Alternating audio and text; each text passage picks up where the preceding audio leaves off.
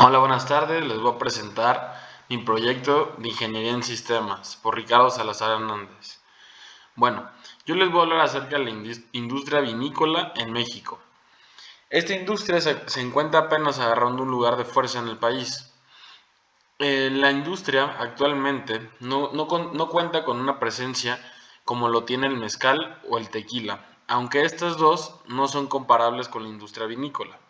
Es una forma de poder tener una idea hacia dónde queremos llegar y qué tanto camino tendrá que recorrer esta industria para poder competir con los gigantes del alcohol en México. Actualmente, México está tomando un papel de importancia en la producción de vinos de calidad, ya que en el país contamos con ubicaciones perfectas para la producción de uvas de alta calidad. Esto nos lleva a que la producción del vino es de altísima calidad y con notas de vinos tan específicas y muy difíciles de igualar. Actualmente México tiene una presencia del 30% en las cavas y casas mexicanas. Este 30% representa que el mercado solamente se debe a que 5 casas producen este 30% de consumo de vino en México. El otro 70% que se consume de vino en México proviene del extranjero. Bueno, nuestro planteamiento del problema. Para hablar del consumo de México y cómo ha evolucionado a través del tiempo, es un tema muy apasionante. México es un país relativamente chico en cuanto al consumo de vino, ya que nuestro consumo anual per cápita se encuentra cercano a los 750 mililitros, mientras que en otros países como el Vaticano se consume cerca de 60 litros por persona. Y en países como España, Francia e Italia, el consumo es entre los 20 a 45 litros per cápita. Aún así, el consumo total de botellas de vino en México está cerca de las 130 millones de botellas de 750 mililitros. El consumidor mexicano prefiere los vinos tranquilos, vino tinto, vino blanco y rosado. Y en segundo lugar, los vinos espumosos.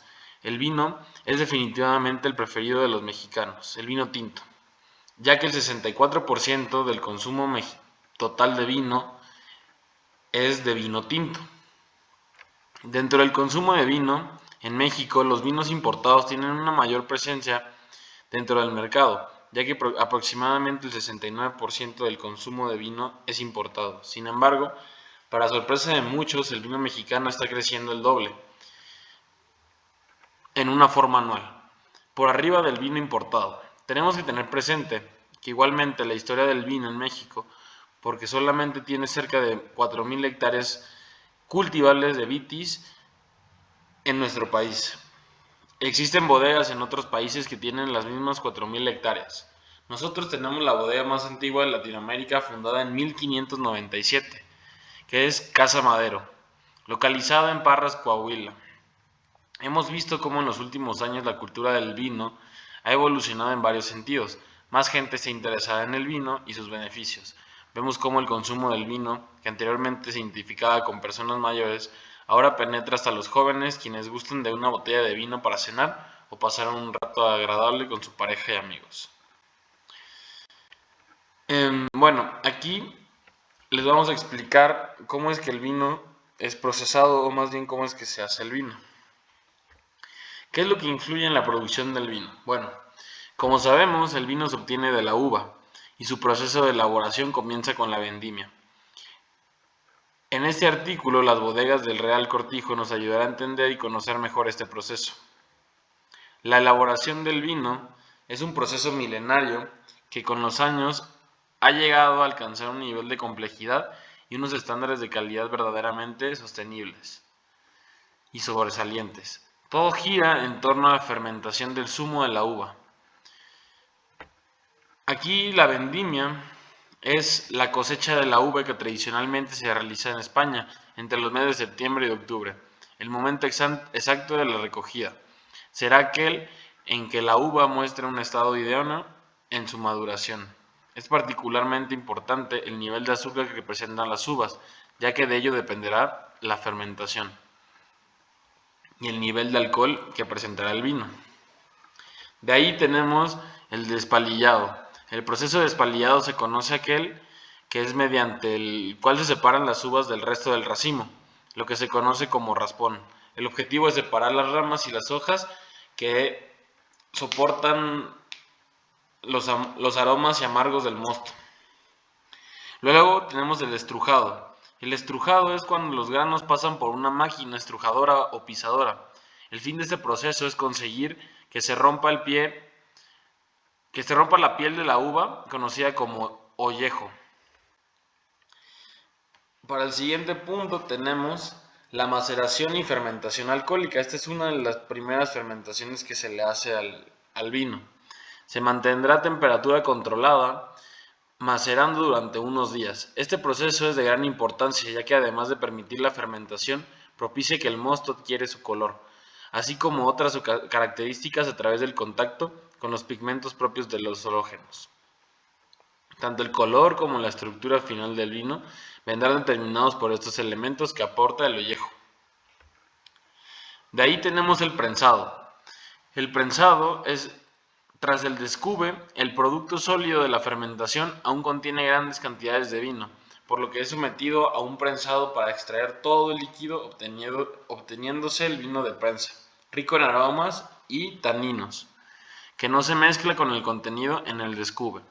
Estos dos vinos se utilizan para la elaboración de productos diferentes. De ahí tenemos la fermentación maloláctica.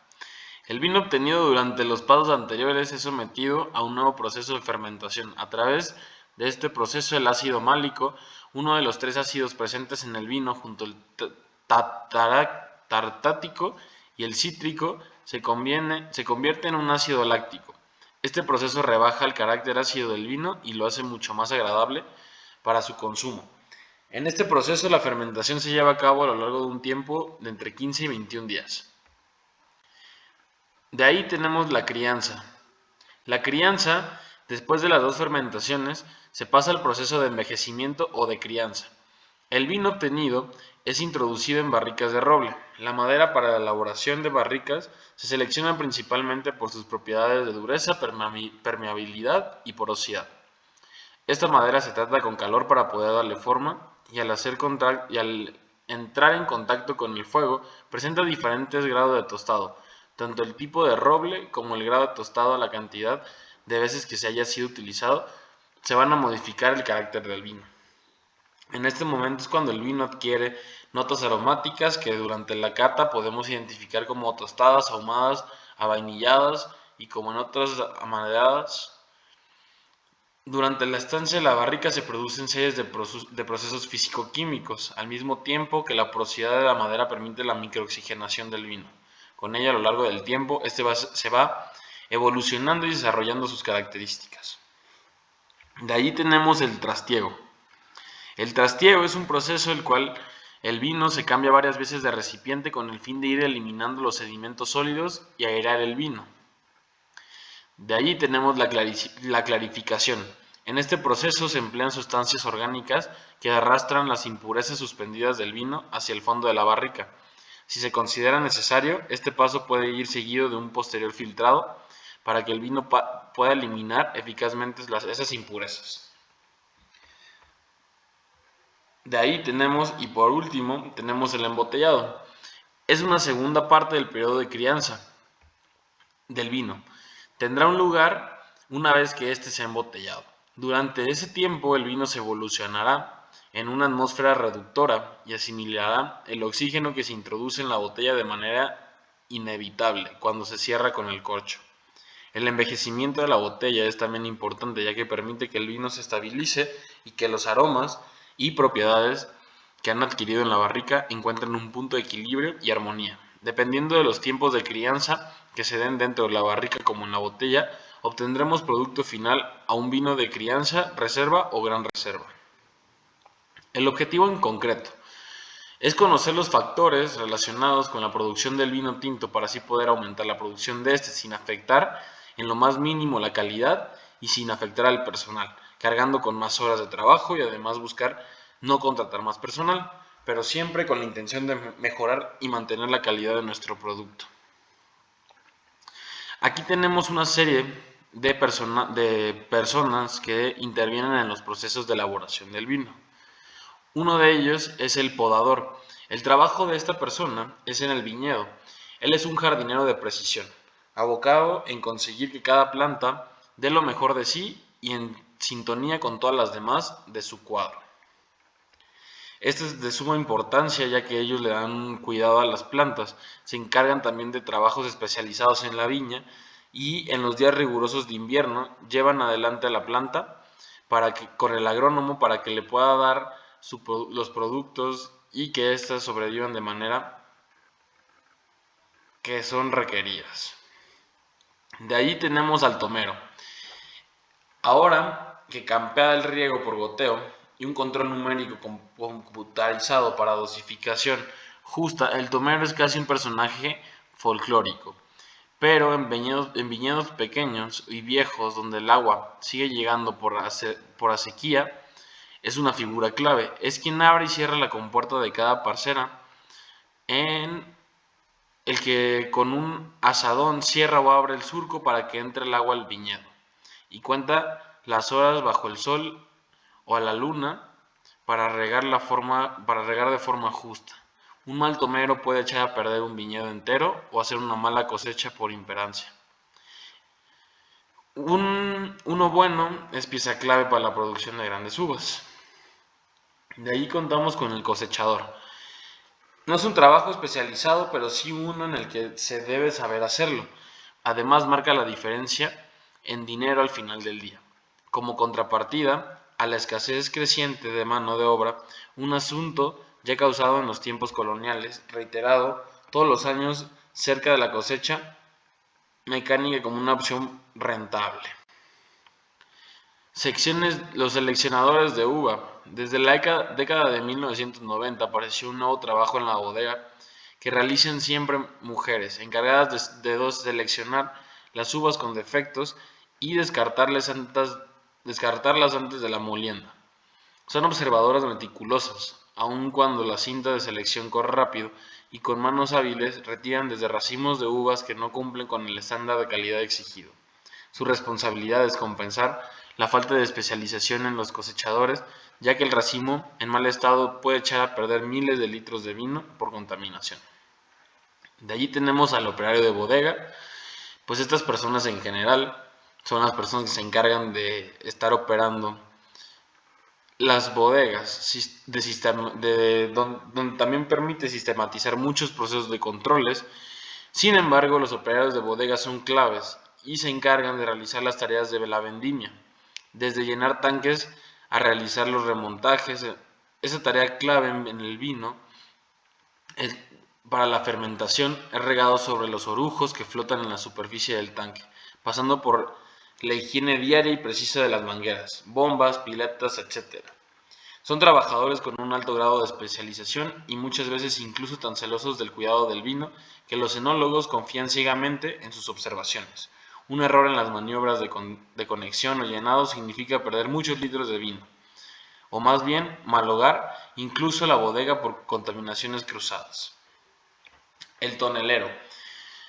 Hoy menos abocado al trabajo de restauración, se encarga del manejo de las barricas, desde la higiene especial que requieren, el desarmado y el rearmado para las nuevas fermentaciones que hoy se hacen en barricas y sin tapa, especialmente a la reparación de pequeñas fallas. En cualquier caso, su trabajo es clave para los vinos de alta gama, ya que la buena crianza está en sus manos. Ok, aquí tenemos otro apartado donde nos indica si se pueden mejorar algunos procesos del vino mediante el sexo del trabajador que realiza la actividad. Y bueno, aquí encontramos que sí hay ciertos procesos, como lo mencionábamos hace rato, donde realmente sí se requiere de un sexo en especial, hablando de trabajadores, como lo son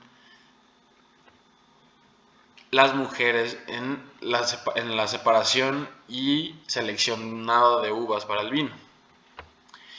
Bueno, aquí tenemos una serie de preguntas donde podemos ir observando pues las respuestas requeridas para cada una de ellas. ¿Cuántos litros de vino produce un hombre en una hora? Para calcular La mano de obra empleada en la elaboración se asume según cálculos efectuados en distintas bodegas, que en una hora hombre se elabora alrededor de 165 litros de producción aproximadamente. Por cada kilo de uva se necesitan aproximadamente 9 kilos, por cada 4 litros de vino se necesitan aproximadamente 9 kilogramos de uva. Es decir, que por cada litro de vino necesitamos 2.5 kilogramos de uvas. Ok. Aquí tenemos el diseño experimental. El tipo de estudio se lleva a cabo como un estudio observacional, longitudinal y comparativo. La población del estudio son trabajadores dentro de la planta, hombres y mujeres dentro del rango de 24 a 50 años aproximadamente. Los criterios de inclusión son trabajadores activos encargados de la producción del vino tinto. Los criterios de exclusión, personal fuera del área de elaboración del vino tinto. Criterios de eliminación, personal fuera del área de producción. La validez se realizó con una prueba de personal en ciertas áreas, según su sexo y conocimientos utilizados. Utilizamos hombres en ciertas áreas donde se requieren manos ágiles y mucha concentración y perfección para ver el resultado de diferentes trabajadores hombres durante la estadía realizando el trabajo que se solicita y normalmente las mujeres hacían. Al igual que las mujeres, las pusimos a hacer actividades un poco más bruscas para ver cómo reaccionaba la producción y para poder reducir el tiempo de producción y aumentar la producción misma. La misión de modelo es que buscaremos realizar con este sistema será observar la cantidad de vino que podemos producir en botellas de 1 litro y botellas de medio litro durante la jornada laboral de 8 horas por persona. Necesitamos una producción total por persona durante la jornada laboral de 1546 litros de vino. Las dos botellas que manejamos son de 1 litro y de medio litro. Se necesita obtener del 100% de las botellas, la necesitamos dividir entre estas dos botellas, por la manera en la que se venden en diferentes presentaciones. Necesitamos tener un 65% de vino en botellas de 1 litro y 35% en botellas de medio litro. Y también necesitamos saber cuántas botellas se producirán de 1 litro y de medio litro en un día. También del 100% de las botellas de medio litro, el 33% se va hacia la cadena la europea y el 77% se venderá en línea y por parte de la empresa. Al igual que de las botellas de 1 litro, el 45% se van a la cadena europea y el 55% se venden en línea y por parte de la empresa. Aquí tenemos en el programa de AENA, tenemos una simulación que realicé acerca de la producción y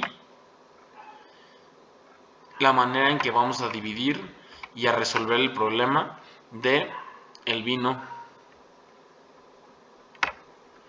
Primero, nosotros tomamos desde el punto en que ya tenemos el líquido fermentado, ya tenemos el vino fermentado, ya está todo listo simplemente para ser embotellado. Después de que ya lo tenemos embotellado, nos vamos a una sección donde dividimos por tipo de botella, que encontramos las botellas de 1 litro y las botellas de medio litro. Aquí tenemos un total, como lo habíamos visto, tenemos un mínimo de 1320 litros de botellas, de vino, perdón, y un máximo de 1346. Esto en un tiempo de 8 horas, que eso es el trabajo, ¿cómo se llama? La jornada laboral. Bueno, después de que tenemos ya aquí este proceso, llega la botella y llega el vino y se separa en botellas de 1 litro y de medio litro. Ya que tenemos las botellas separadas, tanto de 1 litro como la de medio litro, se van a enviar hacia dos lugares diferentes. Necesitamos, aquí nos indica que necesitamos 77% de el vino se va directo hacia la fábrica y el restante se va hacia la cadena la europea. Igualmente en la partida 2, ya que tenemos botellas de medio litro que van hacia la compañía europea y hacia la fábrica. Al final vamos a encontrar que tenemos aquí las botellas del final ya separadas, las que van hacia la fábrica, mezcladas ya obviamente. Ya tenemos botellas de medio litro y de litro que van dirigidas hacia la fábrica y las botellas que van hacia el final, hacia la europea. Y pues ya aquí tenemos el final de nuestro proyecto. Muchas gracias por su atención, espero les haya gustado.